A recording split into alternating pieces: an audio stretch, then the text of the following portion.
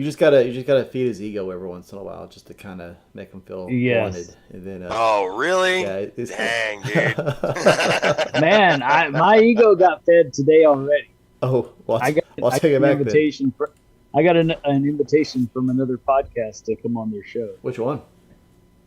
Well, I didn't want to say it on our podcast, but I'll tell you after. Well, I mean, I'll end up sharing it anyway. Right. Right. The old fashioned. Oh, okay, cool. Nice. Yeah, that was kind of cool. Yeah, I just started the latest one. I hadn't got very far on it, but yeah, I mean, it's interesting. It's 20 minutes long, so I didn't dive into it yet. But I'll wait till I'm on a road or Man, something. I can't introduce myself in 20 minutes. Indefinitely. Wasn't that Yeah. my exact line when we were in Royce City? Yes, Can't even introduce myself in 20 minutes. that's exactly right. That's Well, then exactly it. right. Well, never mind. Shut up, Byron.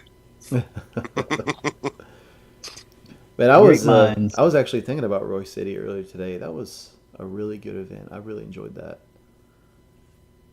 Yeah, it I, was. I think that's one of my favorite ones since the summit we had. That was just the right people, the right place. That was really enjoyable. Yep. Well, I was I hoping. Go ahead. Sorry. Go ahead. No, Go no, ahead. no. I was gonna start something new. So if you had something to add, go Go ahead. ahead. Start something. Well, I was hoping Brad would be here. I wanted to talk about one of the posts he made on Facebook. Interesting. Which one? Because I was thinking the same thing. Okay. The one. Let me actually pull it up because he was quoting from Lightfoot, and it had some Oh yeah. interesting conversation. I didn't commit to it yet because I kind of wanted to talk about it first. Let me find it here because I want to quote it pretty well. Well, I just saw it today, and so I put it out. Yeah, I saw it. I saw it earlier too. Maybe that's why. Because you commented on it, didn't you? Yes. Yeah, and that's why it popped back up. Let me see if I can find it again real quick. Yep, there it is. So it must be understood, however, that they are not to be considered as an official interpretation of the rites, ceremonies, signs, emblems, symbols, and allegories of Freemasonry.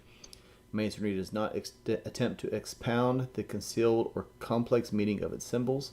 It merely displays them and leaves its member free to study, interpret, and develop them for himself, without attempting to restrict his freedom of thought in relation thereto, as long as the ancient customs, usages, and landmarks are preserved. That's Joel P. Lightfoot from his commentaries. So, do you want to add anything? Does anyone want to say anything before I kind of launch into my thoughts on it? Or Will you do a like on my reply so I can get there, yeah, so I can get back to it? there you go. Just liked you. Thank you. Yeah. Okay, you can take it back now. Right.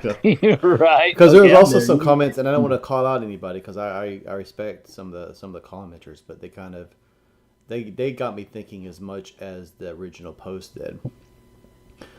And I think this ties into a lot of what we've been talking about recently about how we have to, and we were just as guilty of this for a long time. We have to get away from this kind of zealous mentality where Freemasonry, if it doesn't align with what I think Freemasonry should be, then there's no place for it. And what I'm does that mean I think every approach is the right approach? Not necessarily. I don't think so. But also, if I and we hinted about this last week, if I shame people because I don't think they're practicing the type of Freemasonry I think they should be practicing, or if I just do everything I can to prevent it from happening, I'm I'm I'm potentially casting away brothers that, well, first of all, I took an obligation to not treat them badly, not treat them like crap, but also uh, you're turning away from the potential of really embracing what Freemasonry has to offer. I think because if they feel unwelcome, people they'll just leave. Right. Yeah, just agree. Now, am I a fundraiser? No, I'm not. And if there's a lodge and they want to I don't know. I guess what I'm saying, we're trying to get at with kind of beating around the bush, but it Freemasonry is Freemasonry, and if you want to practice, like, I'm just stick with fundraising because fundraising is not really my thing. But if you want to practice Freemason, like if that's where you get your value right now, that's fine. But I want to be sure also that you're exposed to the ritual, the education, the fraternal side. I want to be sure that you're exposed to everything else, because I believe firmly that if you can see what else we have to offer, it's going to expand your interest. And maybe you'll see like, hey, maybe we don't need to focus so much on this. I enjoy this just as much, if not more. And then they'll start to learn and they'll grow. And but on the other hand, if I said, hey, that's not Freemasonry, no, we're not going to do any fundraisers. That's a stupid idea. Blah blah blah blah. Then they're just going to get discouraged. They're going to feel like they're not welcome. They're going to feel like their ideas don't have value, and especially, Dennis is going to throw a generation card in here, but especially with the younger brothers, they want to feel like they're contributing. And if you say, well, no, that's not how we've always done things, they're going to get discouraged and they're going to walk away. But this is actually, I say the generation thing, but you also that's been thrown out a lot. This whole concept of that's not the way we do things, or that's not how it's always been done. It's not just a young guy thing. That's enough to discourage anybody. And so we have to be willing to say, okay, if you want to do that, you put together. You're in charge of the committee. You come up with the ideas. Well, Go ahead. so as you're talking, I'm thinking that's all fine and good, and I agree. We shouldn't tell people what their Freemasonry is. However, I do think that, like you were saying, they need to be not only exposed to other parts of Freemasonry, but we have to challenge them to take part in other parts of Freemasonry. Yeah. And the reason I say that is because we all come into this with our own talents. We've got skill sets that we bring to the table, and that's what we naturally shift to when we do things. Yeah. Some brothers are great at fundraising. Some brothers are great at philanthropy. Philanthropy, which is actually the giving part, the charitable part. Some people are great at the actual charitable part in Freemasonry, which is caring for one another as brothers. Some people are excellent at giving presentations and talking about the hard topics that nobody wants to talk about. Mm-hmm. We all come to the table with our gifts, right? The thing is, we can't allow ourselves or our brothers to lean heavily on their gifts all the time. Yeah. We have to challenge them to do different things, or none of us grow. If we all continue to do the same things we came to the table with, then we don't grow. We just stay stagnant in what we already know. And also, to your point, if you have a brother and all they want to do is one thing, and it's all or even a lodge, and they just want to lean heavy into one thing. Again, let's go to fundraising. You can't complain if you have never made an attempt to expose them to anything else in Freemasonry. Right.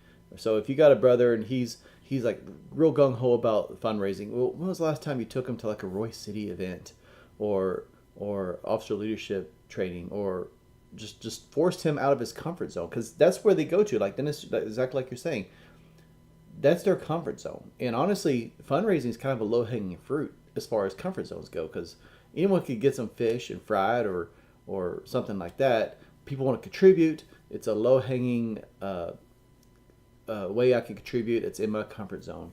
If we start pulling them into other things, taking them out of their comfort zone, because that's how people grow, right? You can't grow in your comfort zone. You have to grow outside of that, and that's what we say we do. Is we take good men and make them better. How? Well, we have to pull them out of their comfort zone into other things, and they may not enjoy education. That's fine. They may not get any value out of officer leadership training, but you don't know. You really should not assume. You should not assume anything about anybody, but you don't know until you take them to it. And if that's not their cup of tea, that's fine. I'm convinced they'll find it somewhere else too. That just isn't their Well, thing. case in point, my comfort zone is education. It's plain and simple. It's reading, it's explaining, it's cultivating. That's my cup of tea. I never ever thought I was going to be secretary, but I went ahead and jumped in, and I'm trying to do it the very best I can. I'm going to the secretary classes. I'm doing, what it takes. And it's real obvious that it's not my cup of tea because I'm having to work at it. Mm-hmm. I'm really having to work at this thing. Even though I taught it, even though I've taught it in officer leadership training, these skill sets, they're hard to put into practice, and it's hard to get all of them working at the same time. And so it's, I just have to say, I don't want to pick on just fundraising because it's the same thing with education for me. That's just as easy as swimming. My dad threw me in the pool when I was like 4 years old and said, "Here, you got to make it to the edge of the pool." And it was a deep end, buddy. And I was 4. And so anyways, but now it's as easy as swimming for me to start talking about different topics of education. And so to try to be very focused on organization, keeping track with the lodge's structure and all the things going on in the lodge at the same time, being that communications guy that most lodges don't have because they don't have a communications guy. They all think that it's the secretary's job. Mm-hmm. That it's hard doing all of it at one time. It really is. It can be overwhelming. If you're trying to do a very good job at it, it can be overwhelming when you're first getting started. Yeah.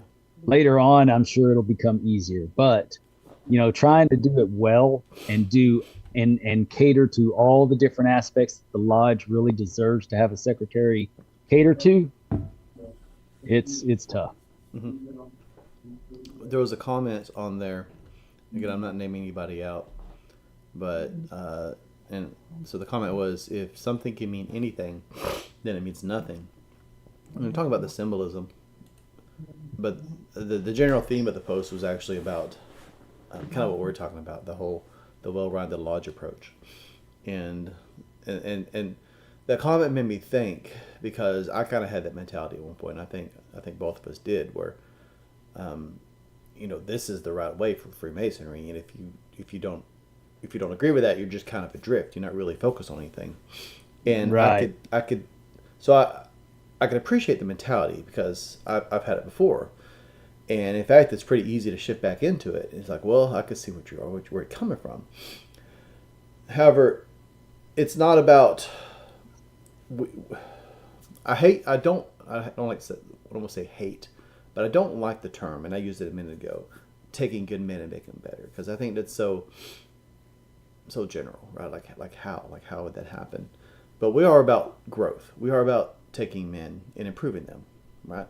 I think that's just kind of a catchphrase, but we're still about something. We're still about taking these people who we've already vetted. They've gone through a process. We know that they're good men, and now we're going to take them, like I said, out of their comfort zone, and we're going to expose them to things that they have not been exposed to before, in hopes that they will continue to improve. They'll develop better leadership skills. They'll develop better oratory and rhetoric, all the liberal arts, and become better, well-rounded men. That's still what we're about. That's our something. And if you say, well, if you're not about education, then you're just about whatever, or if you're just about fundraising, then if you're not just about fundraising, then you're just about whatever. This mentality where you can't be well-rounded because that makes you a jack of all trades and master of none is not accurate, I don't think, because we're not trying to master fundraising. We're not trying to master education. We're not trying to master all these things as a lodge. We're trying to master them as an individual. And as an individual, we still have our own niches in Freemasonry that we enjoy, and that's what we're focusing on. The lodge is the vessel by which we are able to express our interest in these niches.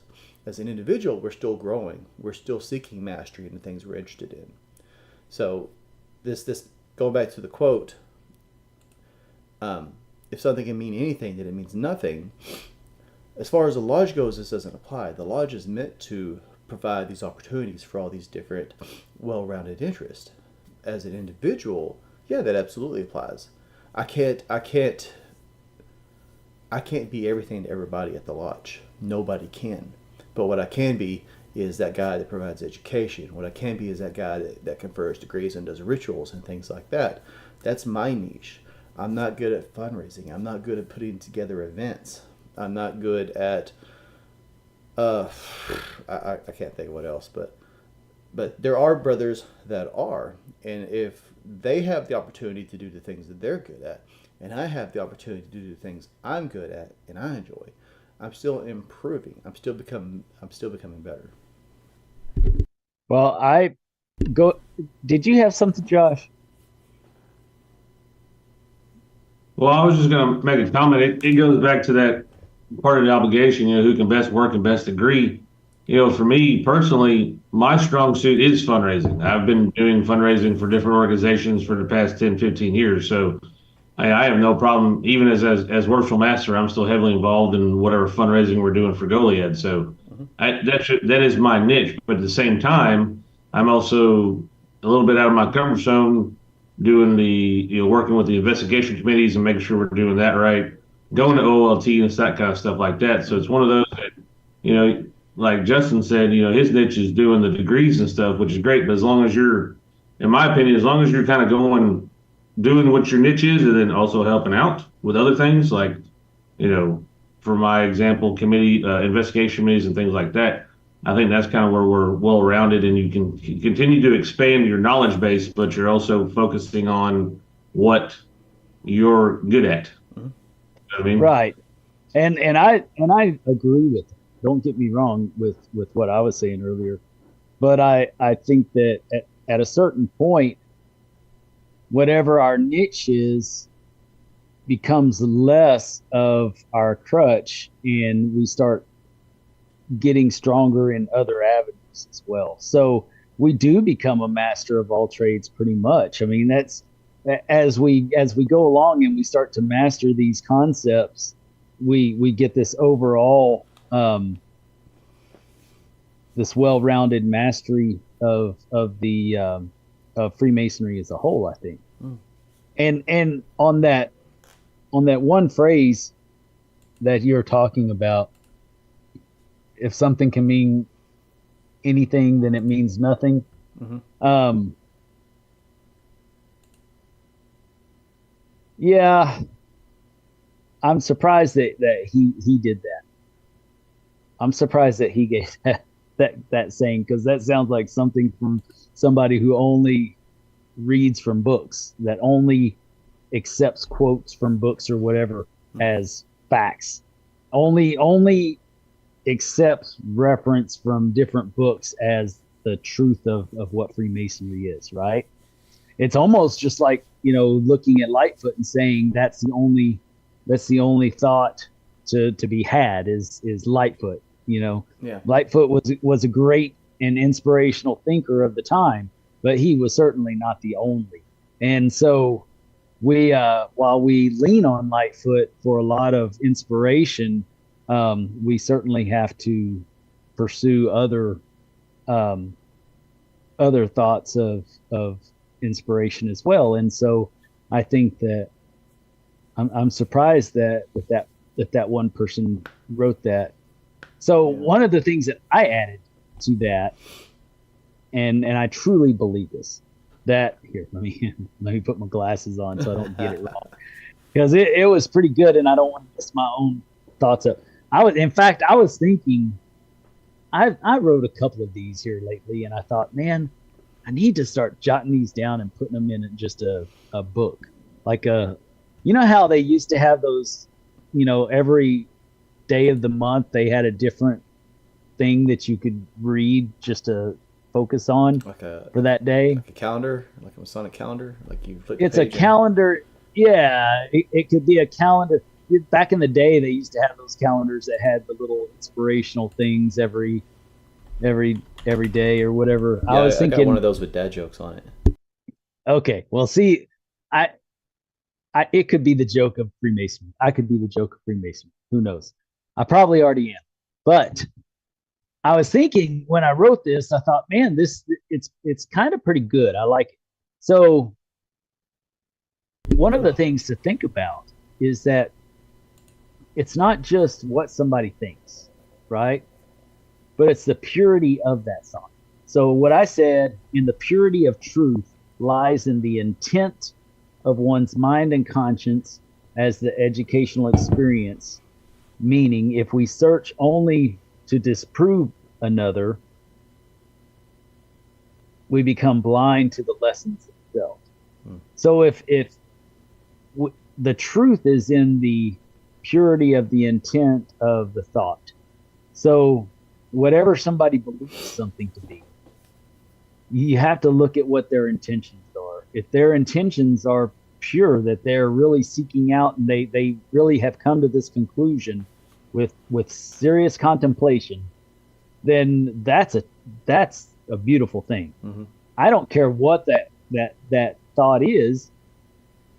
It's that he came up with it through serious contemplation and meditation. Yeah. The idea that it can only be one way, that we seek out a specific truth only to fire at somebody else and prove them wrong, then that's ill intent. Yeah. And there's nothing uglier than something like that. Well, It's kind of like people that use part of an obligation as a catchphrase to shut somebody down if they're trying something, or if they use part of an explanation of one of the lessons that are in our in our monitor to they only use a couple of words from it to try and break down somebody's train of thought, yeah. instead of looking at the whole lesson in its entirety, and what the different possibilities could be from that lesson. I think a great example of what you're talking about was shared by Robert Park at one of his MWSA presentations. You were there. 14, I believe. That is... Of course I was there. We should always assume that a brother's motive is from a good place, right? We should always assume the best. We owe it to them. We owe it to our brothers. I can't believe you just always give it to Robert and you don't give my thoughts to me either. I have said that many times, that's really brotherly love is seeing it from, looking at the lens of charity, as that brother has good intentions with what he's saying. I'm just kidding. I'm just messing with you. I mean, I said that, but yes. Yeah, Robert did You're say right. it at that particular MWSA. You're right. I'm sorry, Robert. So Robert Park's idea that Dennis also repeats. But he says it so much better. He's pretty articulate. But regardless of who said it, we should always assume that their motive is coming from a good place. Not everybody's a great speaker. Not everybody is great at communicating, especially when you're looking at like comments online. It's easy to read it and be like, that was kind of a snobby thing to say, or kind of jerky. Not saying this particular comment, I'm just saying in general. But then you're like, well, how many comments have I made that have come across that way? And often I'm just in a hurry, or I just like, it's late, or it's too early, or I hadn't had my coffee, or for whatever reason I just did not articulate it as well as I probably should have. And it comes. Dude, I'm not gonna put on my HR glasses every time I go to type something down. No, that's the thing. Yeah. And that's the problem, is that a lot of times everybody expects for you to do that, and I'm just not going to do that. I'm going to say it exactly how I believe it, and if you want to take it a certain way, if again, it depends on where your headspace is as to how you take what I have to say. Mhm. You, some people will hear what I have to say and they'll think, "Huh, man, that's insightful," Yeah. and other people say that's just the worst thing he's ever said in his life. I can't believe he's a Mason. He just needs to be kicked out of the fraternity. But that ties back in, I think, to what we're saying is that no, we're not going to put our HR hat every time we type a comment or say something or give a presentation. And just because you don't agree with it or you think it came across the wrong way or someone was being cold, you should assume that that's not how they meant for it to be. And that's the point. We shouldn't have to put on our HR hat. We should think enough of that brother to think, hey, he probably meant this in a good way. That should be our first thought. And I know that I've got catty with people in Texas Freemasons. Now it's been a while. I will always stick to my guns on what I believe, but I don't get catty with people, but I have in the past. Back several years ago, I was on a pretty big terror, it seemed like. I did that too for a while. A few years ago. And I finally realized, man, I got to slow down. This is my Masonic career is going to be short-lived. Yeah. You said something earlier, and I don't remember exactly what you said, but it made me think of like a wise old monk on the mountain, right? He lives up there in his little temple or whatever, maybe by himself. He's kind of a hermit, and he has reached enlightenment or whatever, or he's close to it. And is he gonna come down and tell everybody, hey, you're wrong, that's the stupidest idea I've ever heard of, yada yada yada? No. Why? Because he was that person at one point, and he realizes that is part of the journey. You have to embrace the idea and come to your own conclusions for why that's not the way to do it before you move on. If you just say, well, that's stupid, you'll never reach enlightenment thinking like that, then it's just going to discourage them, and they might just turn away from the whole concept altogether. The same thing with Freemasonry. You could say, you could be the wisest person in Freemasonry, but if you come down and say that's just stupid, giving lectures, educational lectures, is the dumbest thing ever. What was that thing you wanted to do? You were talking about, Dennis, the grand lecture. The grand lecture. If someone was to say like grand lectures, it's the stupidest idea ever. Well, then it's just gonna, like, for one, either this guy's not as wise as everyone thinks he is, or it's just going to discourage people. But and where I'm going with this is, so we have to let people. You have to travel your own journey in life. And I think ultimately you have these people and they're like, well, Freemasonry has all these secrets, or if such and such person is so wise and so enlightened, why don't they just come and tell us all the answers? Well, the same reason billionaires don't come and just give everybody $1 million. Because they wouldn't know what to do with it. You wouldn't know what to do with it. Exactly. Or you'll waste it. The lottery winners are broke a year later in most cases. Well, someone did the math of like Elon Musk, and Elon Musk could go give everybody $1 million, and people are like, well, why didn't he just do that? Well, first of all, you don't understand economics very well. You don't understand inflation and things like that. But so that shows like you didn't pay attention in high school economics. But also, why would you? Wisdom, unlike money, does not diminish when you share it. But the same concept still applies. If you don't know what to do with it, or if it's just given to you, you don't value it, or you'll just squander and waste it, right? It's the same reason. So you have to let people travel their own journeys. They have to reach their own conclusions, and they may not reach the same conclusions. Usually it's one. Usually it is one end of the spectrum or the other. You either you sock it away to the extent that you're useless, or you squander it away, or you spend it frivolously and waste it. Mm-hmm. You waste it socking it away to where you don't do anything, it doesn't grow, or you invest it foolishly to where you lose it all. Yep. and therefore it doesn't grow. Absolutely. So we are usually on one end of the spectrum or the other, and same thing with wisdom. We're a very polarized. Well, we've been trained to be so polarized that we don't find that sweet spot in the middle of balance. I think something that we could all benefit from, and I'm not an expert at this by any means, but I've been thinking about it lately. Is asking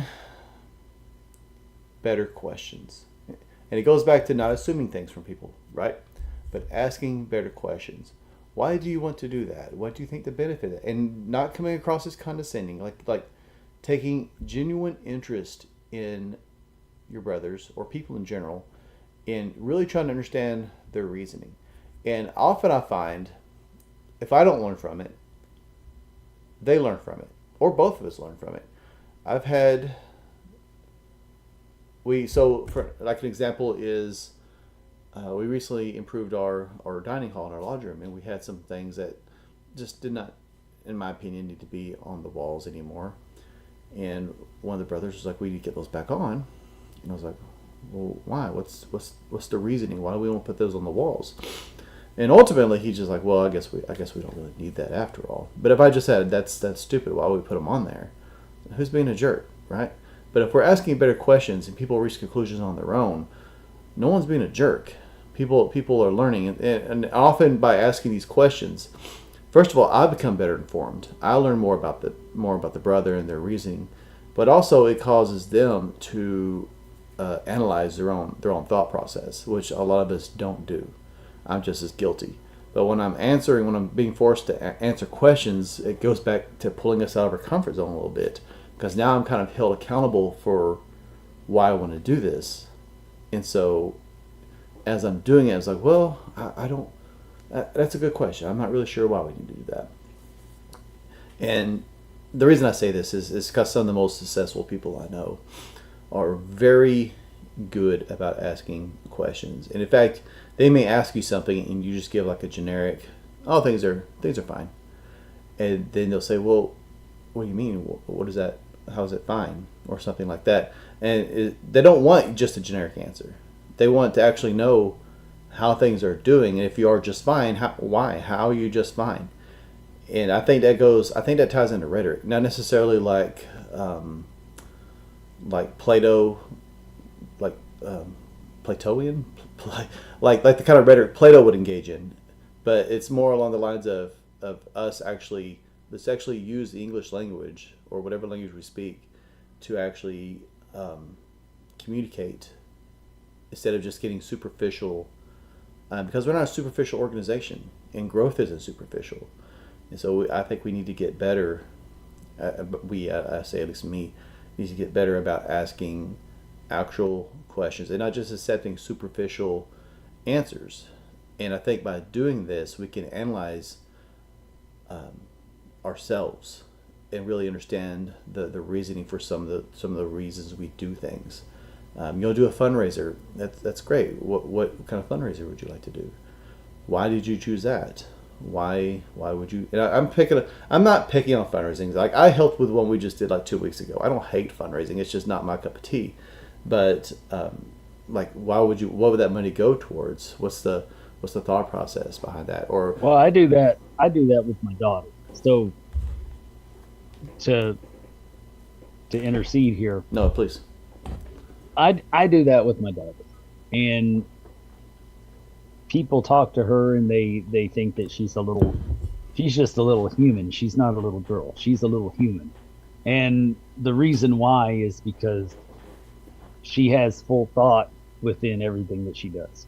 And the reason why is because that's the approach that I've taken with her, is to think out everything that she does, instead of being instead of being a kid. I'm kind of stealing her childhood away from her. But she thinks through her thoughts and makes decisions based off of contemplative reasoning. And she asks qualifying questions in her own mind as she goes along.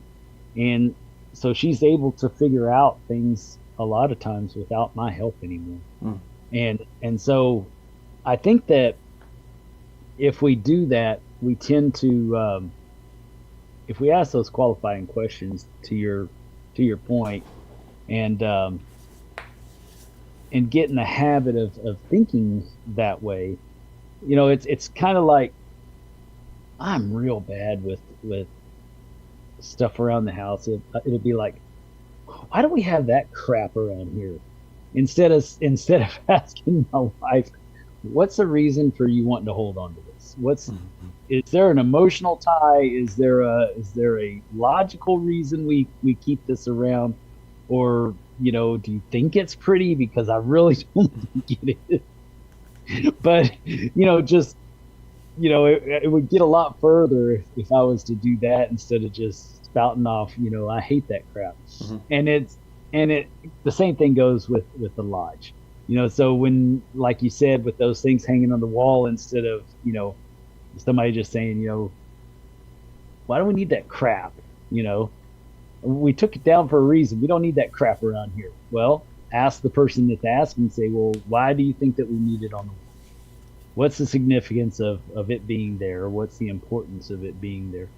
We have stuff hanging on in several lodges that I belong to, stuff hanging on the wall. It's like, man, it's just remnants of 80 fads, 1980s fads and 1990s fads.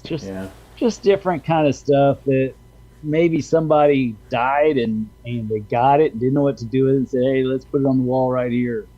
And oh, that's cool for that decade. Yeah, it might have been cool, but today it has no real historical value. It has no real,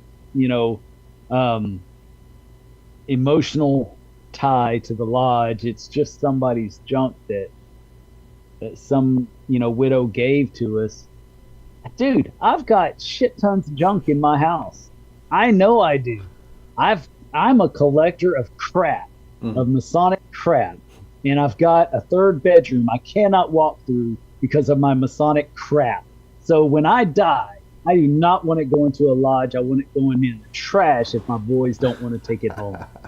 So I'm just saying, I'm just being real.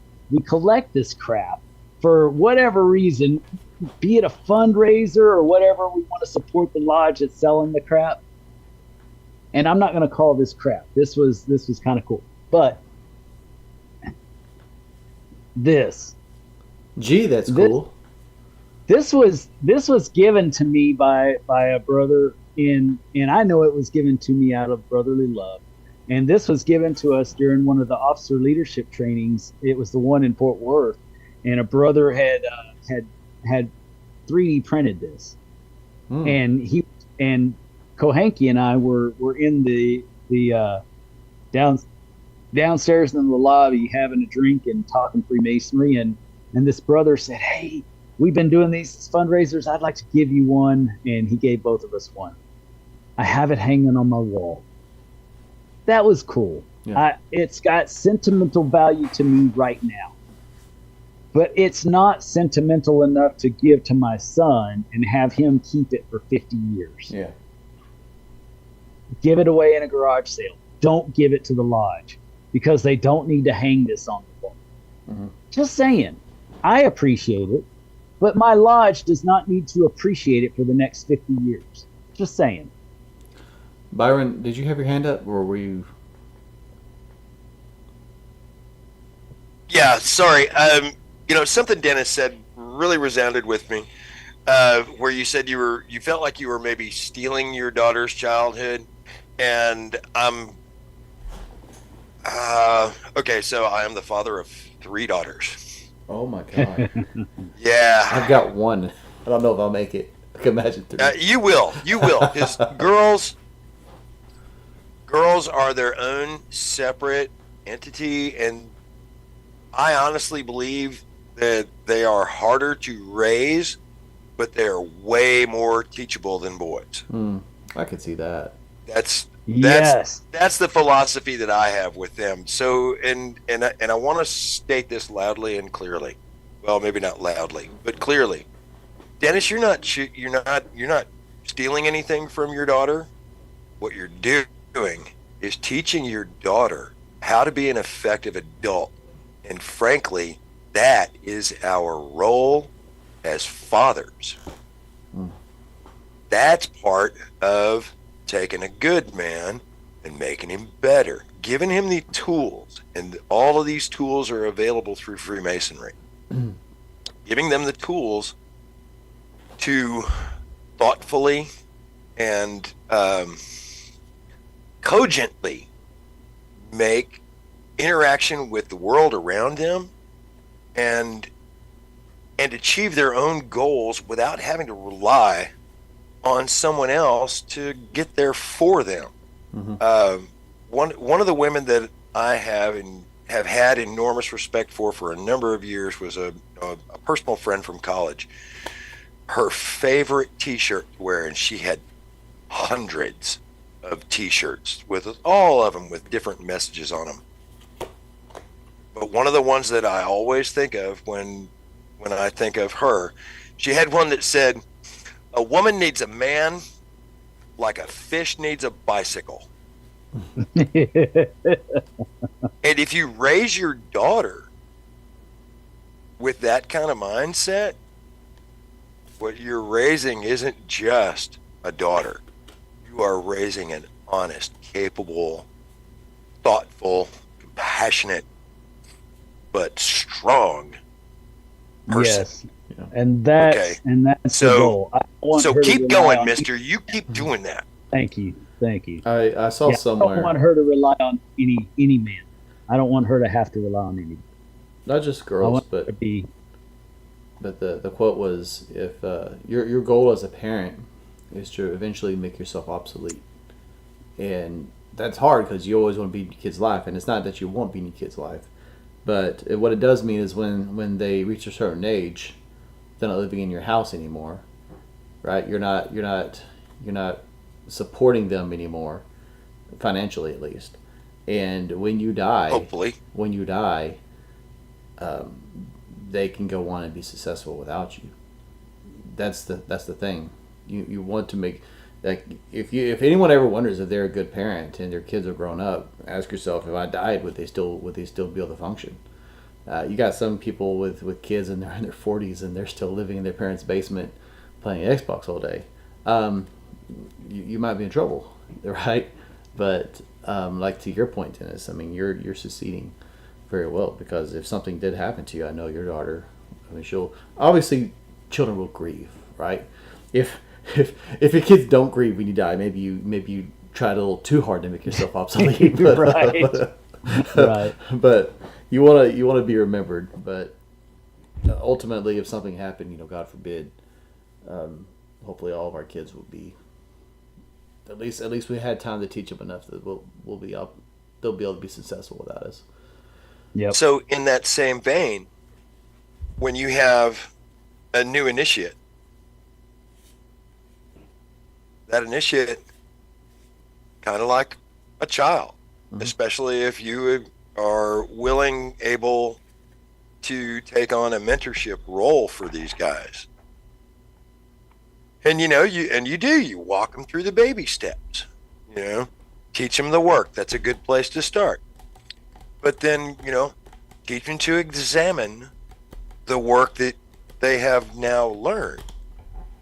And let's take a deep dive on maybe this one little section of this little part of what I have taught you. And, what does that really mean? How do you apply that into your daily life? Mm-hmm. Again, and I know you don't particularly care for the phrase, Justin, but I really do feel like making good men better is what we do. We're not just we're not making better businessmen. We're not making better politicians. We're making better people. Mm-hmm. Well, really, if we're teaching the precepts of Freemasonry, we are making them better businessmen and better politicians, because they're going to have the thought of their employees and the thought of their constituents at heart. They're gonna think more of them than themselves, and their goal is going to be to support the whole and not just the corporate dollar, if that makes sense. Right. Or even just the self. Just, it's not about self-aggrandizement or Right. making you feel better about who you are or anything like that.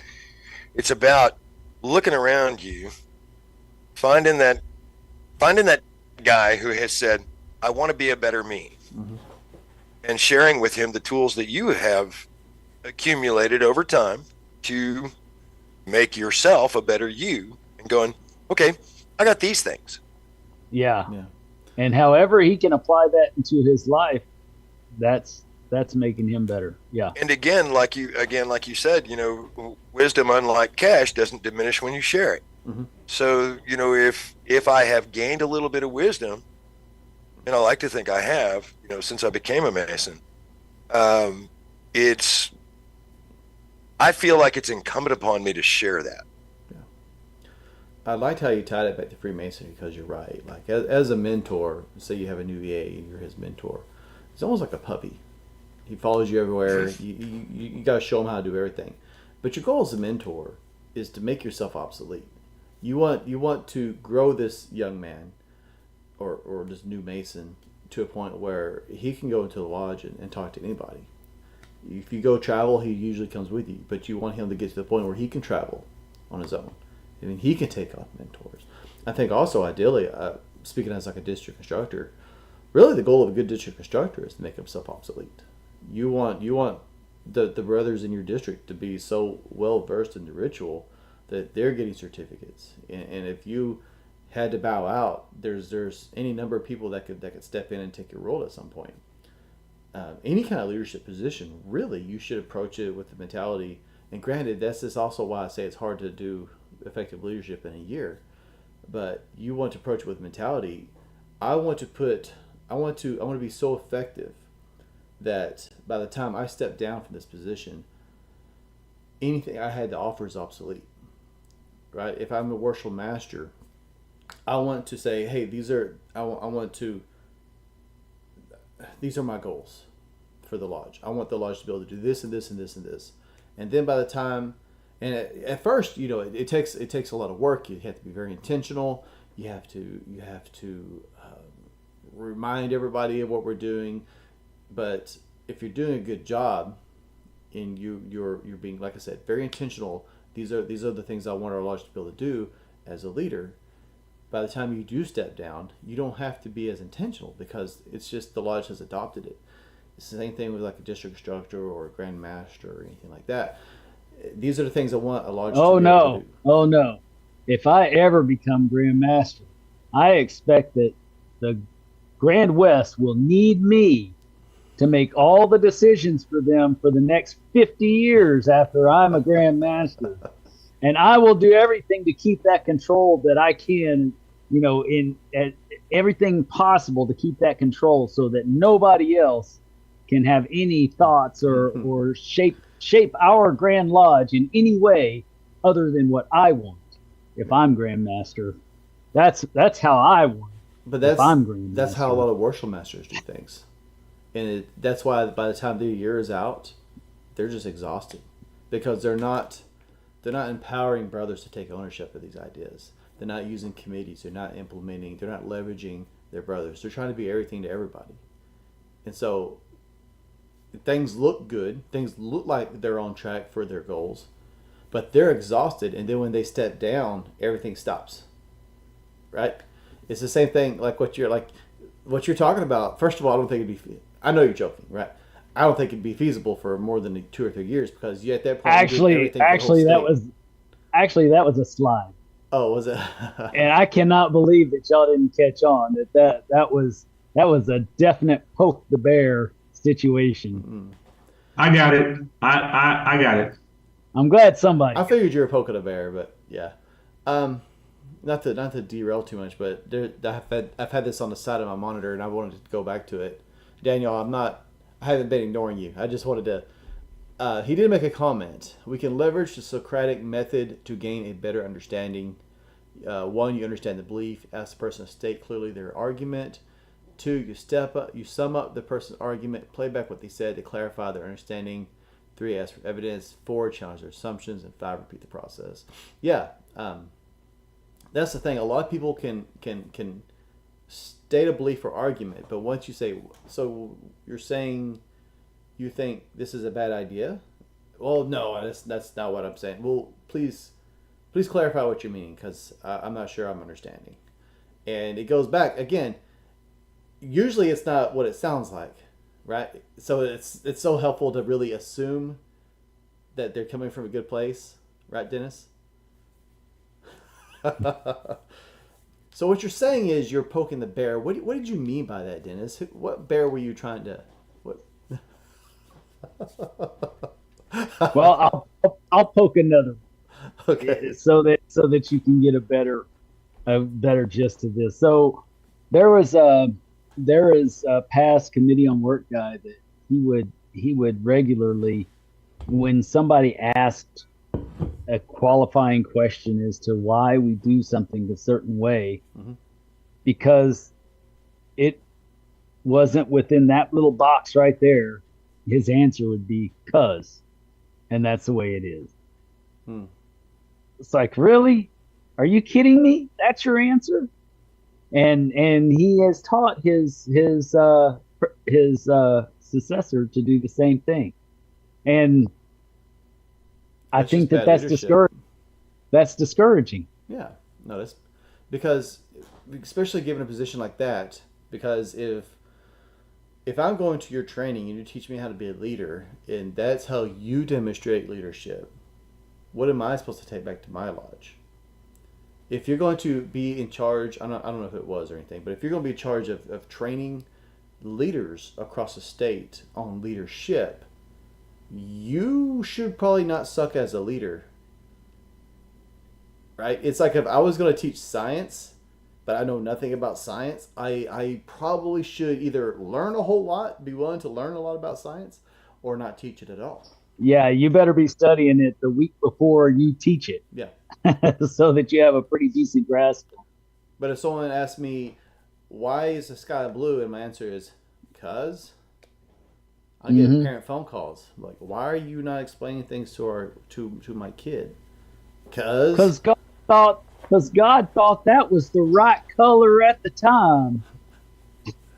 Yes, and I have to not say something right now because that's what our district says our teaks are, and that's all I can teach. But I'm gonna not poke that bear. Because Mama said. Yeah, exactly. Mama said. That's awesome. That's exactly right, and that's what I think of when I see scenarios like that, to where people just cannot come up with an intelligent reasoning, in any kind of intelligent reasoning for things. But I get angry because they got all them teeth and no toothbrush. But what it tells me is, as a leader, if you can't elaborate on your stance, then you have not given it any thought.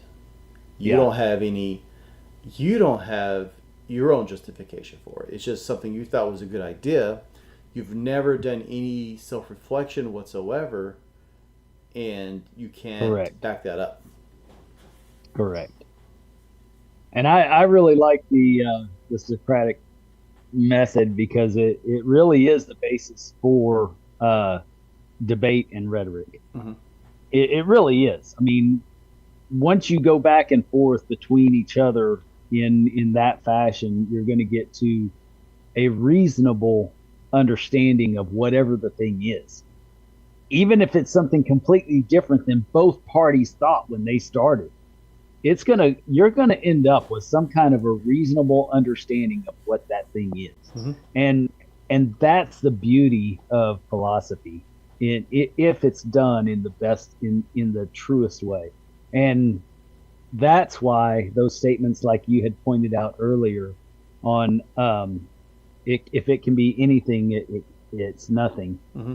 That's why those statements do not apply, because if you can contemplate back and forth in that manner, you will get to something. Yeah, it's a good point. That's a very good point. Because even if you start with anything, if you start narrowing it down and elaborating and learning, you're going to come to one or two conclusions. And I guess that's kind of what we're talking about with the individuals in the lodge. Be willing to be exposed to different niches, and you're basically applying the Socratic method to your own interest. And eventually you'll well, do I like this? No. Why don't I like this? Well, I don't like this about that. Is it just the whole entire niche, or is it just this particular approach? And you grow into, because there's sub niches in every niche too. You might just like education. You might just like reading books. Well, some people might like reading books and giving presentations. Well, some people might. Yeah, I don't dislike philanthropy. I just like to do it myself and not ask anybody for the money. Yeah. That's the difference. Mm-hmm. It's not that I don't like it. I just like a different version. Yeah. That's all. Yeah. That's a good point. Like I'd rather just cut a check or something. I don't want to really. I will, like I said, I did a few weeks ago. I will. I'm a millennial. I don't want to do anything. Yeah, I don't do anything, do I? I want to do video games. That's what I want to do. And watch cartoons. I want to watch anime. Talking about making yourself obsolete, though, and I was thinking about this. I just got sidetracked. That's really kind of. I don't know that we'll ever get to that point, but that's. And Dennis might not share this because we never really talked about it. But my goal for Masonic Improvement's always been that Freemasonry has come such a long way by the time either I die or am ready to just stop podcasting, that it's obsolete anyway. Right? Like the good that I've done for the fraternity, and we have done now since we partnered together, is so long lasting that really the things we talk about aren't needed. It's like, well, duh, we know this stuff, and so granted that's a long way down the road, but that's. I don't know. I was going to say, don't give up. I've only been coached a couple of times. I mean, a couple times, but no, that's. I think that's the goal. Like if you're just creating content just for the sake of creating content in perpetuity, well, I mean, really, what are you doing? What's your goal? And when I started this, the goal was, hey, I want to get these ideas out there, and even if no one cares, at least they're out there. But now that it's grown so much, and we have Dennis, and we have the middle.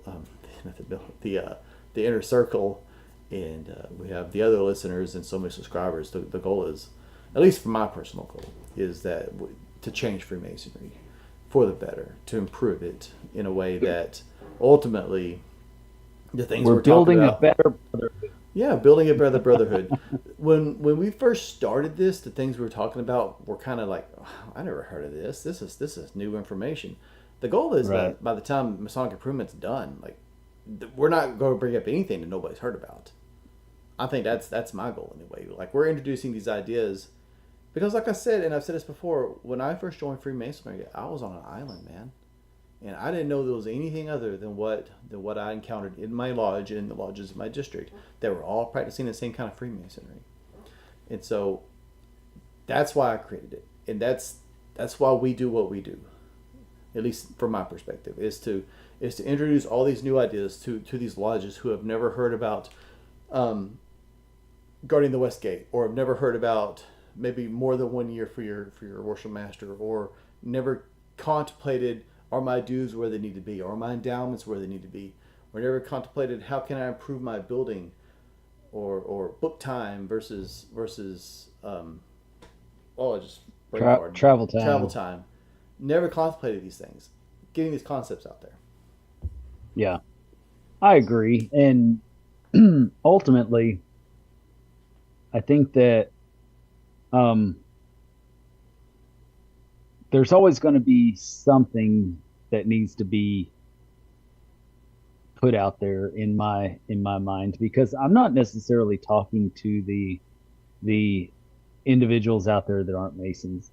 And we do have some listeners that are non-Masons, but by large, what we talk about is for the betterment of the fraternity. Mm-hmm.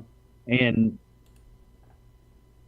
there was a point where I was kind of I was very shock jock kind of in what I said and what I did on the show. And now it's refined into a more focused, intentional manner to where I do have the same goals. You know, I was also out. I was on my own little island.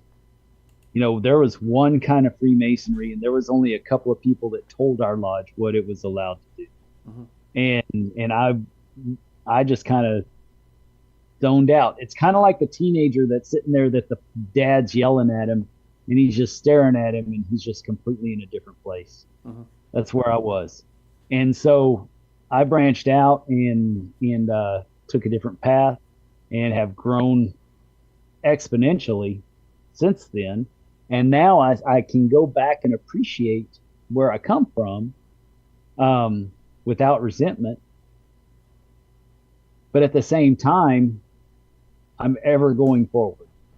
And I want to be that beacon to all those brothers out there that are in that same situation. Mhm. And it doesn't matter if you're the earliest entered apprentice or a master mason that's been in it for 50 years.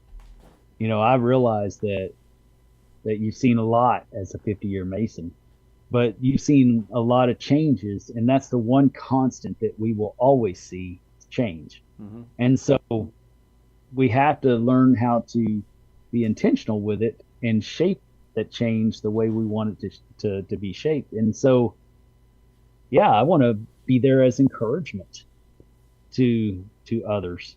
Yeah. And talk about these things. You know, you're right. There's a lot of this stuff now. We've said so much that it's we kind of go through different spurts of this or that and say kind of the same things a lot of times, but it ends up being said in a different way. A lot like how Byron earlier said what he said in it was a totally different way of thinking. And I was thinking, you know, that's exactly what we need in this show. And that's exactly why we have our inner circle here, because as they share their thoughts, they're giving a different perspective of the same narrative.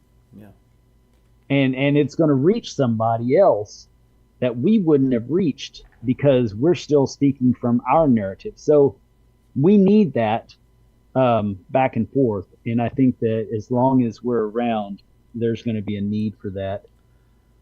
I don't think Freemasonry is going anywhere. And I think, to your point, if you look at our listeners, you got some people that listen to every video, but there's also a lot of people that are new every video. And so, yeah, I mean, if you listen to every single thing, it might sound like we're hitting recurring topics, but the majority of our listeners, I don't think are returning. We got a few that are like, that's an interesting topic. I'll listen to that. I follow several podcasts, but I don't listen to everything on every podcast. I would look at the description and what it's about, and if it's interesting to me, I watch it. And you got some people that listen to the whole thing, but not most people. I also want to point out that, oh man, I just totally sidetracked myself. But oh man, crap! I totally forgot what I was gonna say. But also like to your point, like look at last year. I don't think we talked about some of the same stuff we're talking about now. It was more about positivity and encouragement in frankly a dark time for Texas Freemasonry. In a dark time, yes. Yes, and that's important too. And so, yeah, I mean, we're talking about, do I hope that ultimately the things that we talk about will prevent things like that from ever happening again? Absolutely. Absolutely. I hope that we can grow as a fraternity where we don't allow leadership to wreck things. But it's good knowing that if it does hit the fan, that we do have this platform where we can be a kind of a lighthouse, a beacon for hope. Well, the reality is, just like as being a secretary of a lodge, you know, a lot of people will say, oh, the secretary really runs the lodge. Well, I really don't think so. I think the secretary actually is responsible for making sure that the lodge runs the lodge. The secretary should be the first one to encourage the worshipful master to get a vote.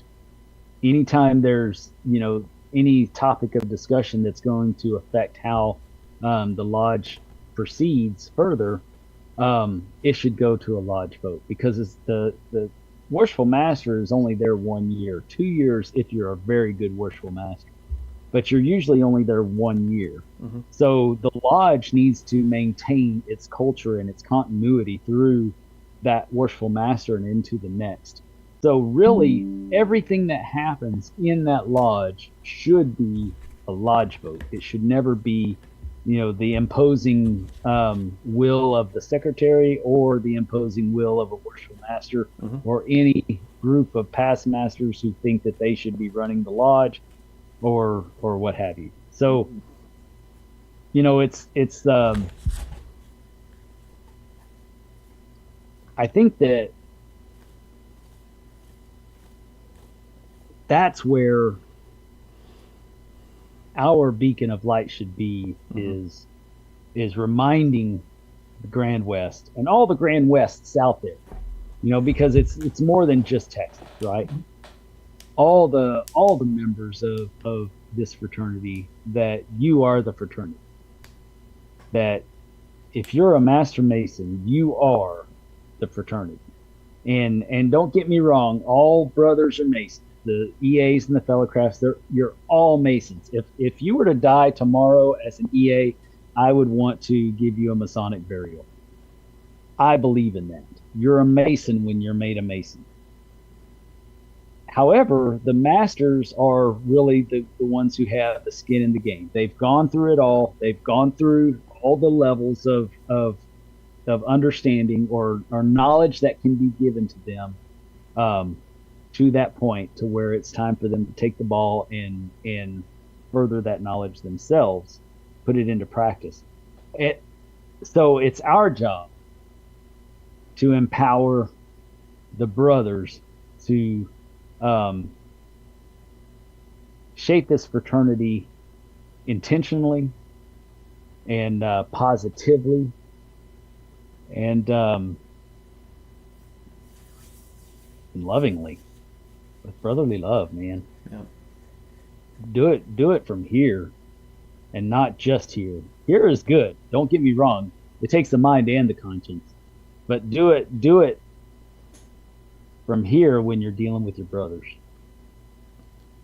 Do it from here when you're dealing with your brothers, and from here when you're dealing with your lodge, I think. There you go. Because you got a lot of people, when you start talking about talking about dues, their feelings get in the way of their thoughts, right? But sometimes our thoughts get in the way of our interactions with our brothers. Yes. So we got it all. We got our wires crossed. Yes. Should apply logic to the lodge, and emotion, love to our brothers. Ooh, that's a good one. Logic to the lodge. Go ahead, Byron. What you got? So, a word that I have heard mentioned a couple of times already this evening is intentional. And I think that's probably... Okay, I'm not going to speak to anybody else. I'm just going to speak about me. I have found myself many times just kind of flowing through life, struggling where I have to, skating where I can, and intentionality, if that's an actual word, intentionality is very much on the back burner, if it's even on the stove. Mm-hmm. But I think that maybe that's part of where we as the Grand West, and where we as just Masons in general kind of lose a little bit of where we could be by not embracing a mindset of intentionality, of I am going to do this thing, and I am going to do this thing, whatever it is, whether it be educational or ritual work or fundraising or just working my way through the chairs and doing the best job as a junior steward that I can do as a junior steward. And, if the brethren feel like I do my job well enough and want to, elect me as senior steward, or, actually in most cases it's appointed, but still, if there's going to be progression in your Masonic career, at the lodge level, at the Grand Lodge level, or at the district level, or whatever, it should be intentional. It shouldn't be something that you just fall into or gets foisted upon you because nobody else wants the job. Or there's nobody else to do the job. Exactly. So that sense of intentionality when dealing with work, dealing with home life, dealing with your environment within the lodge, I fail to see where that can be a negative. I agree. agree And you hit on something, and I was thinking about it as Dennis was talking earlier too. Going to I don't remember what you were talking about, but it was about the lodge in general and leadership and things like that. And we should be intentional about the leadership positions we elect in our lodge. Because something along the lines of saying the lodge needs to be the one that decides the direction that it goes. Well, yes, it should. However, I think a worshipful master should also come in with certain goals, right? And like a message you want to convey or something like that. And we should know what those are, because the lodge votes, and the lodge should have the say. But the worshipful master is also a huge amount of power. We talked about this with Cody last week. It's a huge amount of power. You could get a dictator. So it's important to know what are you if you're making yourself available to be a worshipful master. What is your goal for the year? What are you wanting to do? How are you wanting to do it? And because I've seen so many lodges, they elect someone and then complain about the leadership. You elected it. You chose the direction the lodge was taking that year.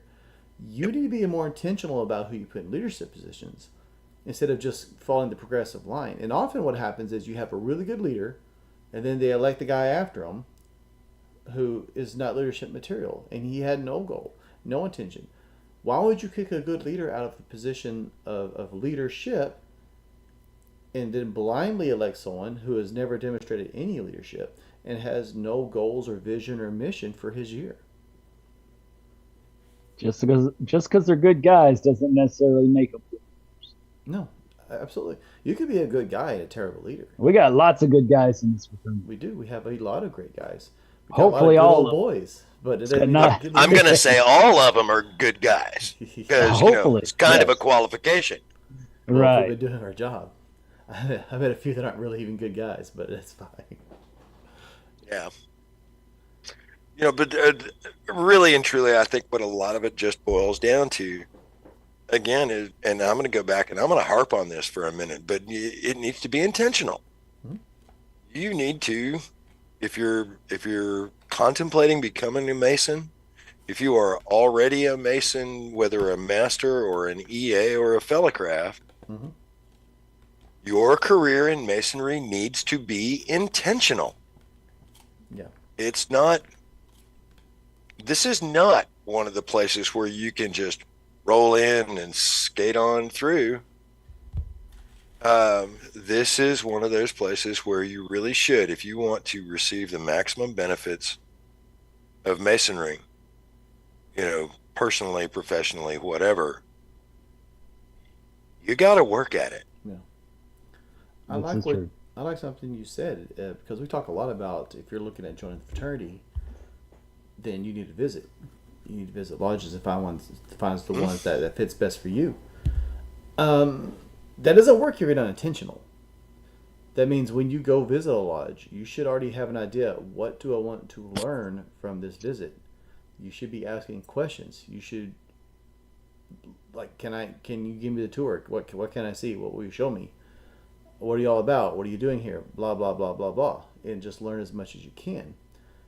Same thing with a lodge. And I've seen this. You have lodges that, there's been a lot of talk, not just on the show, about going to the West Gate and maybe taking more time than just the time it takes to get a petition and sit around the table. Like, let's actually get this guy coming a few times and get to know him, which is great.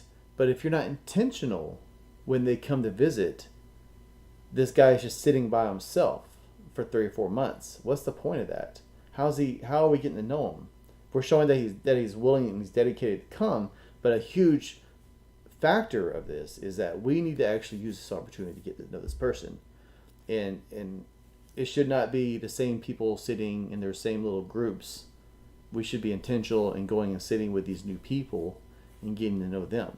If we have visitors, we should be intentional, even if they're already Masons, about sitting with them and making them feel welcome. I got a side thought on that, but I want to let Josh get a word in real quick. You see, I pop on video, and I didn't want to say something. So I just want to go back to talking about the Worshipful Masters and stuff. I'm going to be real honest, and I don't want to make his head any bigger than it already is. But the first time I went to OLT, and Dennis was there, and was telling us about planning and doing stuff like that and everything, and it really opened my eyes. It's like, yeah, I'm in the line. I need to start planning stuff, and I've got a couple of brothers that kind of give me, mess about planning and stuff. But I'm a huge planner. Like, I need to get it on the books. Let's get everything planned and everything like that. And something that was mentioned earlier when we were talking about is, the Worshipful Masters trying to get a plan and everything together. I've had my year planned since this past March. Like, everything lined up. Who I was coming, who was going to do this, who was going to do that, who's going to do what office and everything. I've had it all planned. And my past master was all like, well, welcome to the East. You're going to have, you have to do this, and that. I've been in it since July, and I'm like, this is pretty easy. But I've had everything planned out, ready to go. I knew who was going to do what and how and when and where, and this is what we're going to do. I've got education coming, and Dennis can attest to this. I've got a whole lot of education coming to Goliad, and we had Brother Cockcroft come this past Thursday and gave a great presentation on leadership and everything. And half the brothers are all looking at me like, "You planned this, didn't you?" I'm like, "No, I didn't plan this presentation. I've already heard what he said. This is how you're really supposed to do it." And so, I mean, I'm going to knock on some wood, but my year in the East so far in Goliad's been fairly smooth because I've had everything lined up and planned to go. But, how's that saying go? Plan to fail and fail to plan. That's right. If you fail to plan, you plan to fail. Exactly. So I think that's where a lot of the brothers that are moving to the East, and some of them may get thrown into there. They don't, go to OLT. OLT was great. Yeah. Like I said, we had Brother Cockcroft, and I was all like, all right, I'm excited. Is there a 401 that I can go to now? Because I'm like, I've been doing all three of them. Like, let's do 401. Yeah, I was like, I'll start all over. I don't really care. I was like, it got me excited to go back. But, I think the biggest part is, planning wise, a lot of the brothers that are going to be incoming Worshipful Masters don't see the planning part of getting stuff done. And you can do a lot if you start planning early. So that's just my thought. Yes, I agree. When I was doing financial advising, I knew what was going to happen every day when I went in my office. And the reason for that is because I didn't take walk-ins, and you didn't just call me and talk to me at any time. The reason for that is I had scheduled appointments. I knew exactly what was going to happen throughout the day, right? As an educator, I see a lot of really tired teachers. I have my day planned. I have my whole week planned. I know exactly, and I do the same thing every day, every week. We do a lab on Thursday. We do a test or quiz on Friday.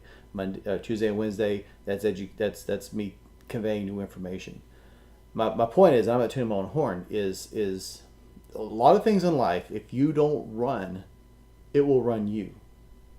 And so where I'm going with this is to your point, Josh. You see a lot of people when they're in the East and they're like, oh, it's the hot seat, it's exhausting. And it's like, oh, it kicked my butt. Well, that's because you didn't plan anything.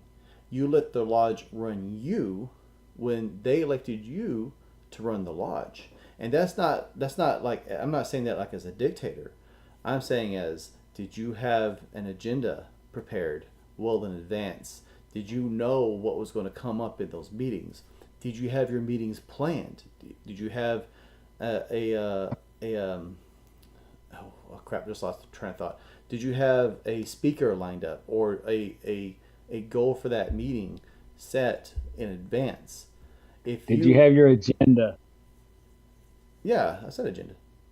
But I think Did you? I think so. Maybe I didn't. But if you have all these things set and you know, okay, within reason, because there's always a wild card, but if you know within reason, this is what's going to happen at this meeting. This is who's coming to talk. This is what the meal is going to be. If you already know these things in advance, you can actually go to your lodge and open it and enjoy the meeting because you know what to expect. It's not running you. It's not wearing you out. And that's why I think in probably some countries where we have people that are better trained to be leaders because maybe they have better school system or they just whatever, they could do multiple years. Or maybe their lodge or grand lodge actually makes people learn how to do these things if they want to go into a leadership position. But you could do multiple years because it's not as exhausting because I have everything planned out. And like you, to your point, if I have a meeting planned out, all I have to do is be there to be worshipful master, right? Yep. To keep everything in order, be sure everything's moving like it should be. And especially like this our past meeting, because we had our stated meeting this last Thursday. Dennis will appreciate that from start to finish with not including the presentation, all of the business and everything that we had to do, it literally took 20 minutes. That's good. And we were done. I mean, Brother Cockcroft was giving his presentation at like 8:05. And we had everything up, and we were, just we had 2 or 3 things, new business and things like that, but it was all planned out and everybody knew what we were going to do, and that was it. Yeah, Josh follows his agenda very well, and I think that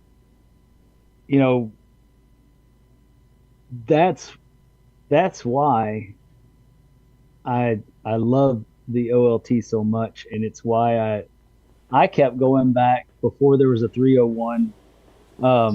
I kept going back to the 101s and the 201s, and then I just started volunteering before I got on the education committee. And that's why, because I saw the difference that happened with these young masters that were coming into the seats. The ones that were learning this stuff, that was really taking it to heart, they truly were doing good things in the fraternity.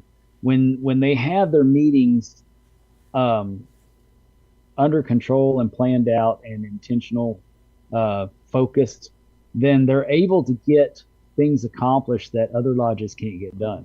So these other lodges that are squandering on things like what's the next fundraiser going to be, or is it proper to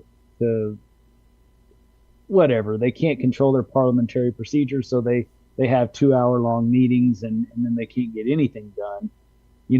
They're wasting their time dog paddling, and so they're floundering in the water, whereas you get a well-oiled machine following an agenda, smooth and proficient like Josh does, and like so many others do, that after they go to officer leadership training, that they're able to get more done and be more productive in their meetings. So not only can they finish their meetings faster and be more productive with the goals at hand, but they're also able to incorporate other things like education, and it still be a pleasurable night instead of being an all-night project and running out of time.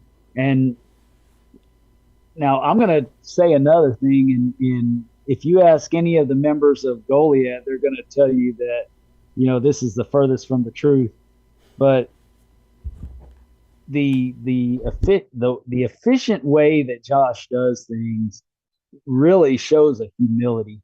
And they're going to say, Josh, humility? Hell no. But it's about like me.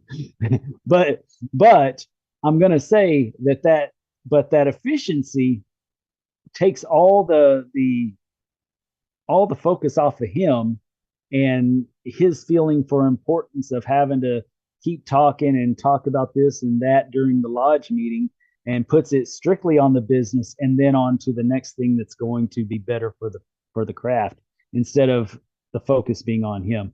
I've seen masters out there that the whole meeting they're talking about themselves and what they can do, and just dragging things out, and it really gets ugly. It really does. But when you run an efficient meeting, you're being more selfless and more thought provoking for the lodge, or thoughtful of the lodge and its time. So I'll say, I think that's a form of humility, Josh. So next time somebody gives you shit, tell them Dennis says that's a form of humility. Damn it. Yeah, I bring up your name and they're gonna give me shit too about it. So I mean, like, what's the difference? Yeah, tell Joe next time he gives you crap, say, Joe, my efficiency is a form of humility. Leave me alone. I'm just saying, Joe has given me the seal of approval. So I'm like, as long as I'm okay with Joe, and if you don't know Joe K. Hooten, I'm just saying, you just find him. But everybody in this podcast knows Joe K. Hooten, because I've told him he was my biggest cheerleader. He was Joe all was bad about because it. nobody picked him up to come to lodge this Thursday. And really, you'll appreciate this comment, just so you know. Brother Angel showed up to Goliad this Thursday.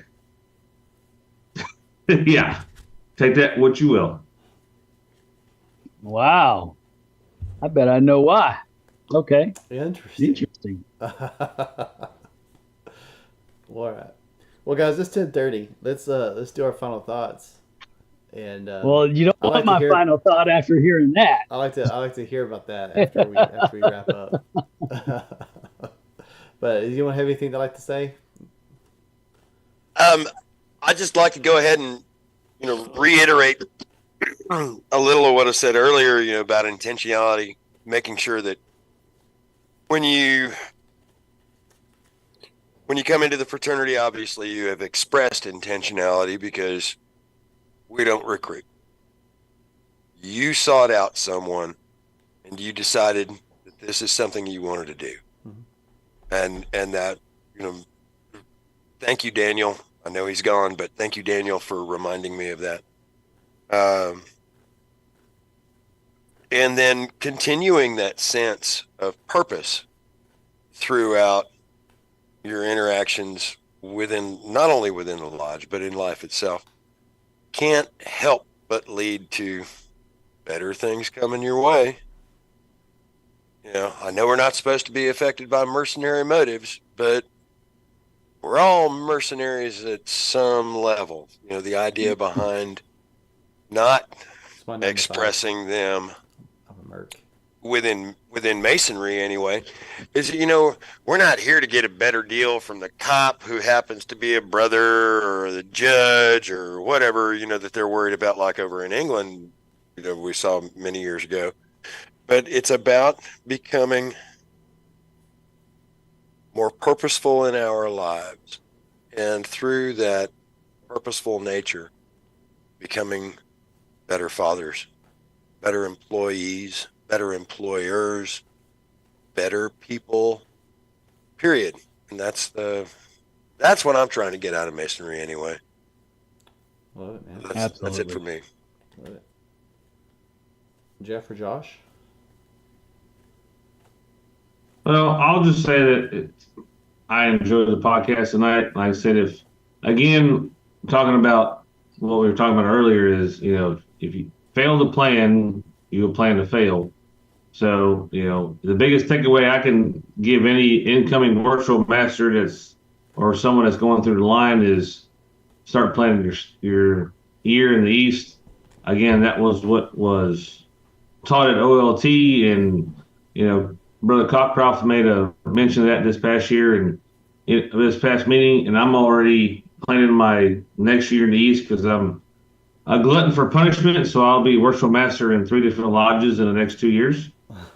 So, yeah, I'm already planning my next year in the East in Cuero, and then the following year in Victoria. So You keep saying Cockcroft, but I remember you saying Dennis. You heard it from Dennis first. So I heard it from you first. I just wanted to reiterate that because you keep saying. Yes. All right. Yes, Dennis, I heard it from you first. You were my first one in Corpus, and I know your head just keeps going like this. And it's going to be out of screen here pretty soon. But, like I said, Cody reiterated it this past meeting. And so, like I said, if you're in line and moving to the East, then definitely start planning, because when you get to the East, if you have everything planned out, it's smooth sailing. And like I said, I'm already planning for my next year in Cuero and then Victoria after that, and figure everything out. So that's. And I just want to say, sorry, go ahead. No, you're good. Go ahead, Byron. I was just going to say his head's not going to get too big for the screen, because I'm pretty sure he's got a wide angle lens hid somewhere. I'm sure he does. I deal with him enough. He's got that wide angle lens that will. Yeah, he has to scoot back a little bit more every episode. I mean, that's right. Everyone, I just kind of put on his head. So I understand all too well. But also, I'm gonna do a little spotlight here. Goliad was spotlighted in the Grand Lodge communication this month, so nice. That was pretty cool. I was, not to toot my own horn, but a lot of brothers helped with that, so I thought that was pretty cool. So, and we've got a lot of things going on in Goliad coming up soon. We did a lot of planning tonight with a couple of brothers. So, yeah. October's going to be cool. Halloween's going to be cool. Yeah, we got a lot of things going on for Halloween. We got a scavenger hunt. We got a amazing race style for the adults. We've got things, all that kind of ready. Don't tell my wife, but I bought my Darth Vader costume. So, yeah. She told me I couldn't $50 costume, and it ended up costing us $150. So, I'm ready to go. Got the lightsaber and everything. So, it'll be pretty fun. But yeah. Yes. So you make sure you're at Scare and Square, Dennis. I'm pointing at you right here. Well, so, I would like to be, but I will be in. I will actually be on my way to New Mexico. On the 26th, you're going to be in New Mexico for a week? Oh, no. The 26th is going to be Arkansas. Look, see? You know what? Okay, Dennis. Hey, book I'm sorry, man. Oh, let's just come right out and say he's just a big old slacker. Yes. Yeah. You said it, not me. I'll talk. Yes. Jeff, you got anything? What's up, Brad? When's your Masters? Hold on, Brad. When's your Masters, Jeff? The 22nd of this month. Nice. 22nd of this month. Exciting, it's coming. Yeah, and then a couple days afterwards, I'm traveling with our senior warden to Kentucky, where he's from, to see his son get raised. So I'm awesome. I'll just roll right into being a traveling man. Nice. Very nice. Yes. Awesome. I'm excited to hear about your trip. You got to make sure and tell us about it. Love it. Brad, we're just doing. I gotta say it, Brad. Final thoughts, because we're getting on the podcast. But you inspired most of our conversation tonight, so thanks for contributing, Brad. You're welcome. We were talking about your Facebook post that you posted. The Lightfoot post. Yeah. That. I was listening. I was reading his commentary. It was good. Yeah.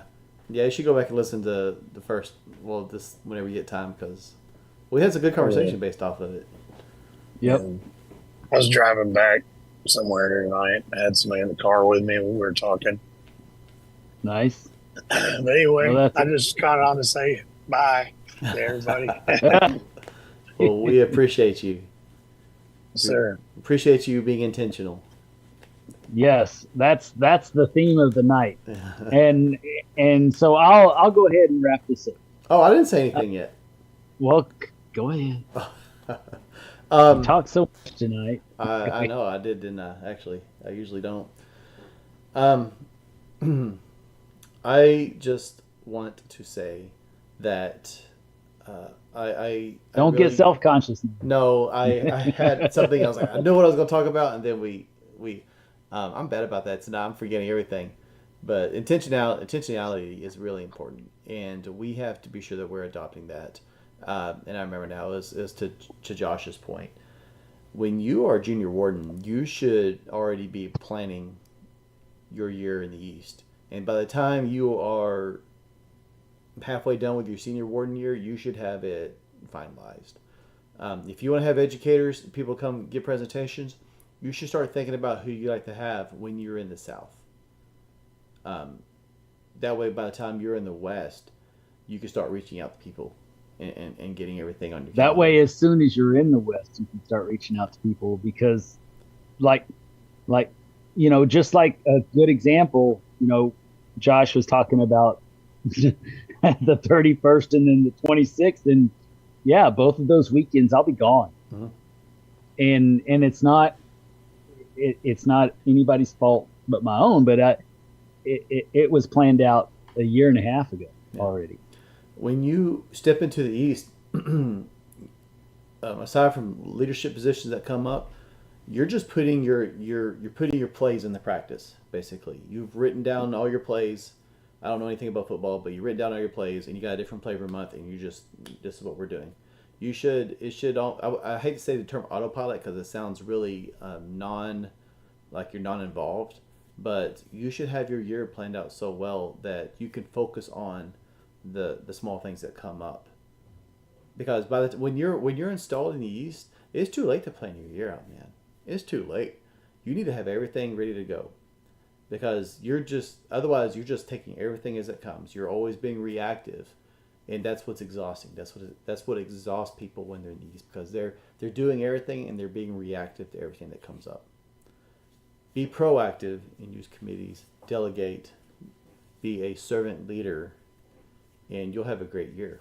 And your year will be up, and you're like, there's two types of worship masters: the ones that are counting down the last day, and then the ones that they realize, oh crap, it's June, and I'm done, and it didn't feel like it was a problem at all. You want to be that second one, because that means you did a good job. Other than that, like I always say, I appreciate all of you, every one of you, for coming on. You contribute great things to the conversation, and like Dennis pointed out, different viewpoints help convey ideas. And if when it was just me, just yapping, right, monologuing, I could convey an idea, but I could try different approaches and everything. But given this medium, it's just me repeating the same thing. And Dennis came on and gave us some variety, but now with his inner circle and you all contributing, you're all using different examples. You're coming from different perspectives, different mindsets, and you're sharing. We're on the same page and we're sharing the same ideas and we're learning from each other. But you're also conveying things that I've talked about or Dennis and I have talked about from your own perspective, which may make it more tangible to somebody or more easy to digest for someone that maybe was resistant to it. So I appreciate all y'all coming on, and I learned just as much from y'all as you learn from me, and sometimes from Dennis. And so I really it means a lot. It really means a lot. If anyone's listening to this and you want to get in on this inner circle, there's a link in the description of the video. You join the inner circle. It's through the YouTube membership program. We get very, very little, but it does contribute to the like our Zoom and things like that. So it helps keep the show rolling. And so for your contributions, in your support, you get inner circle access. You get exclusive ad-free content through YouTube. You get the inner circle group on Facebook. And sometimes we just have Zooms where it's just inner circle, and it never goes into the public eye. Sometimes it never goes into the inner circle because some of the things we talk about, we're like, we don't want any record of this. So Right. there's been a few Yes. conversations like that, but it's just part of the perks. So I'm being intentional and doing the call. Like, if you want to support us, we appreciate it. I would like, and really the main reason I always bring this up is because I value this inner circle so much. I would love to see it continue to grow. I would love to see. I mean, we got 6 people now. I'd love to see 10 people, 15 people, right? And granted, we'll have to probably like have a pass a stick program or something for everybody to talk. But just the value from this is I don't know, man. Like, this is kind of my Masonic highlight every week. Aside from when we record on like Wednesdays and we have great guests, which I'm hoping we got some this week, right? Yes, we do. Yes. I'll let you hit that.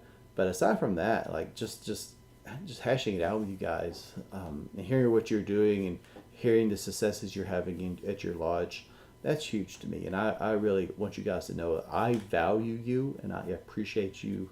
And I am proud of you in the things that you are doing at your lodges. So thanks again. Nice. So first off, intentionality is a word, Byron. So I looked it up just to make sure, just to solidify what you're saying, and you did use it appropriately. Secondly, our speakers that are coming up on Wednesday are going to be Robert Park and Zach Haston. And we had planned on doing this a couple of weeks ago, but it fell through thanks to me because I've had such a hectic schedule here lately. I've been working sometimes until this time of night, and then even on Sundays and stuff like that. So it's been kind of crazy for me. But all excuses aside, we're planning on doing that recording this coming week. And as soon as we do, we will release it almost instantaneous. It's going to be a discussion on what we had heard Robert talk about at the Royce City, the Royce City, oh my goodness, internal and external talks, and I think that everybody's going to love it. To reiterate, one of the most important things of the night for me, in my opinion, we had originally started off with that talk from Lightfoot that Justin read from Brother Hoff's post that Brother Hoff is finally with us now. And then we started talking a little bit about that, and someone had put on there that to oh my gosh, what was the if it can mean anything, it means nothing. Yeah. Yes, if it can mean anything, it means nothing. So in my opinion, and thanks to Daniel pointing this out to us with the Socratic process. With the Socratic process, first we understand the belief. So we ask the person to state clearly their belief and their argument, and then we sum up that person's argument, play back what they said to us to clarify that understanding, and then ask for evidence, and then challenge their assumption, and then repeat the process. So if we do that back and forth, those thoughts of anything will eventually narrow down to something, because that's what we as Freemasons call rhetoric. That rhetoric is what pushes us through. It pushes us out of the box that we keep ourselves in. We spoke on another thing being that we all have our talents coming into the lodge. And a lot of us will lean heavy on our talents, whether it be fundraisers or education or whatever. We take off and run with what we know. And where are we really becoming better by doing more of what we already know how to do and doing it well? So we have to push ourselves outside of the box and force ourselves to learn other aspects of Freemasonry if we plan to become better human beings. And again, as brothers, we should be able to challenge each other, to push our brothers outside of those boxes, and not in a negative way, but just to challenge each other to step outside of those boxes. And that way we can help our brothers to learn more about our fraternity. And we don't do that in a place of authority or that we know better than somebody else. The way we're doing it is in a way of with brotherly love. Now, if we see, and Justin quoted Robert Park again, yet he and I both have stated the same terms on many occasions. And the reason why, I'm going to tell you, the reason why is because we're in the same circles and we talk about this thing a lot. And it's this thing called brotherly love and affection. And brotherly love and affection is truly caring enough about the person that you're involved in a conversation with, that you always believe that what they're saying is with good intention, that you know that what they're saying they believe, and it's coming from a heartfelt manner. It's not coming from a place of disinterest or hate towards you, or aggression towards you, or just outright ugliness. It's not. It's coming from a place of good intention. So if we do that, if we utilize that trait of brotherly love and affection, that very first thing we learn in Freemasonry, and we practice that while utilizing communication, the Socratic skills of communication, with that thing called rhetoric that we learn in the second degree of Masonry, then as we go into the third degree of Masonry, we become masters of our own world as we learn to master all these different aspects of Freemasonry, because there are so many.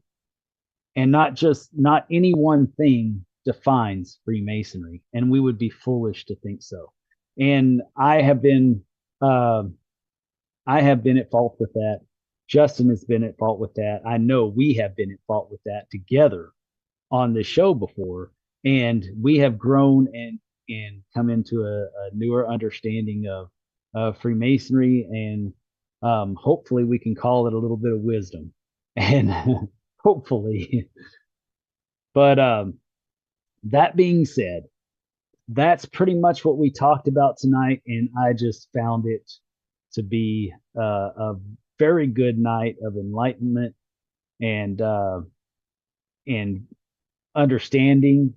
We also figured out that, a confident master that efficiently runs his lodge is a humble master. He is practicing humility by putting the lodge first and not making it all about him. And when he's floundering around trying to keep his butt from sucking through that hole in the master's chair that it always seems to fall through whenever you sit down that first time. So when you're running an efficient lodge, you're running a humble lodge because you're putting the lodge first. And that's something that we don't realize all the time. We think that some masters come across cocky or what have you, but really they're just efficient and they're effective. And they're putting our needs first by giving us time to do things that we really enjoy within Freemasonry, instead of just talking about the business of the lodge. So that was a pretty good wrap up, right? We covered a lot today. Yeah, we did. This was a good night, and I appreciate all of you. I truly enjoy all of you. I truly enjoy what we talk about each and every week. I'm excited about the Masonic Improvement festive board dinner that we're going to have in Waco on Thursday night, and that will be at Diamondback Steakhouse. And if you have never had fine dining in Waco, that is the fine dining in Waco. Finest dining, probably in several cities. In the surrounding areas, yeah, yes. Yeah. It is. And we have our own bar in our room. We have our own waiting staff, our own bartenders. We have the manager come in and check on us regularly to make sure that we are happy with our service throughout the night. It's not just a So- bar, Dennis. It's not just a bar. It's the Resolution 9 The bar. Resolution 9 bar. Don't forget. It's the resolution. It lives on. It lives on. That's a tradition. So I anyways, like to keep. yes. With that being said, brothers, we love you. We thank you, and keep it between the points.